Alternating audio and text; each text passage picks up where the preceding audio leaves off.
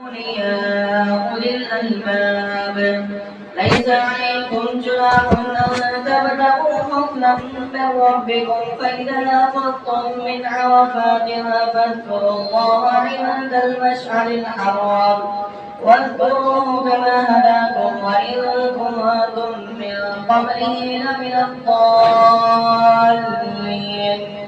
ثم أفيضوا من حيث أفاض الناس واستغفروا الله إن الله غفور رحيم فإذا قضيتم مناسككم فاذكروا الله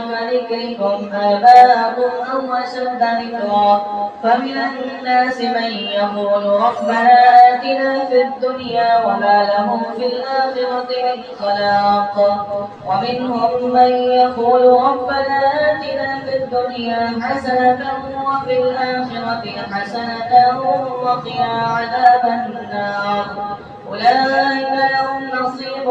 مما كسبوا والله سريع الحساب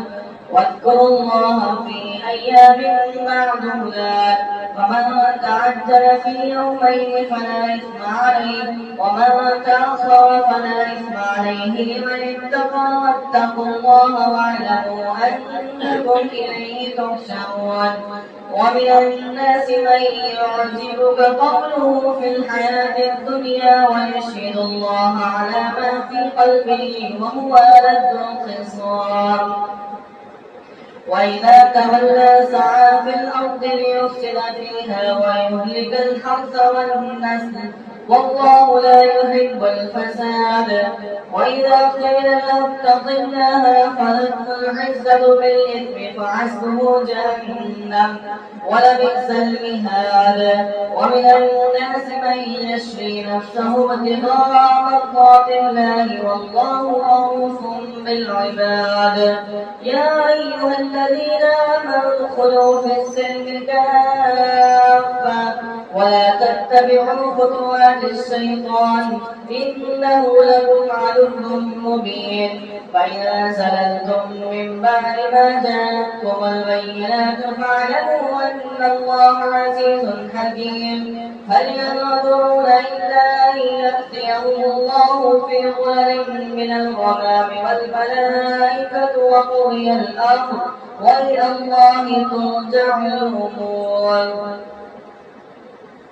سل بني إسرائيل كم آتيناهم من آية بينة ومن يبدل نعمة الله من بعد ما جاءته فإن الله شديد العقاب زين للذين كفروا الحياة الدنيا ويسخرون من الذين آمنوا والذين اتقوا فوقهم يوم القيامة والله يرزق من يشاء بغير حساب كان الناس أمة واحدة فبعث الله النبيين مبشرين ومنذرين وأنزل معهم الكتاب بالحق ليحكم بين الناس فيما اختلفوا فيه وما اختلف فيه إلا الذين أوتوه من بعد ما جاءتهم البينات بغيا بينهم